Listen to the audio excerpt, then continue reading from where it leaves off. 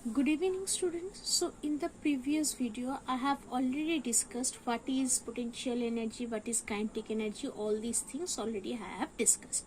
So today I will just end this chapter by saying the three examples that is remaining.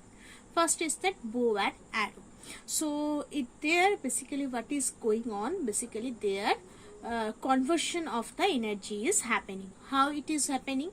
Basically, so when we stretch the string of the bow by setting the arrow, then what will happening as we are stretching the string, that means the potential is being stored with that into that string, and when we release the string, it basically that potential energy that is basically stored in the string, that is released and that is transferred to the arrow, and therefore the arrow starts to move, and as it starts to move, basically it converts the potential energy into the kinetic energy, or basically the potential energy that is stored in the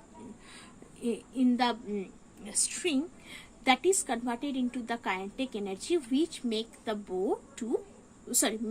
arrow to move, right?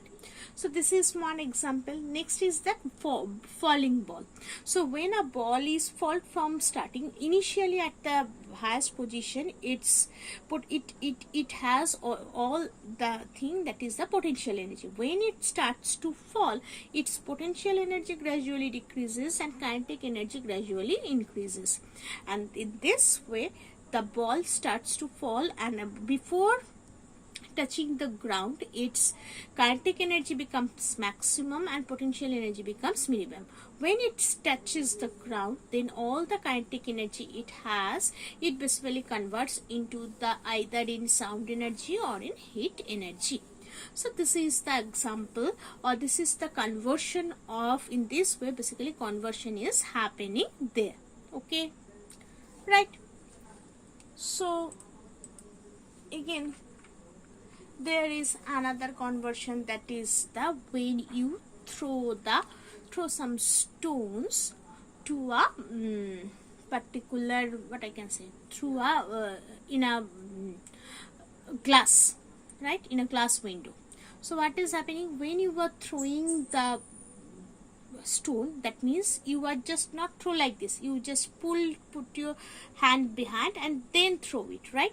So when this is happening, all the potential energy that is stored in that stone, it converts into the kinetic energy, and when you just put the throw the stone, it gains the kinetic energy and hits the glass, right? So whatever the kinetic energy that is already been in the stone, it is converted into the sound energy or the heat energy, for which basically we get the sound of cracking of the glasses, right?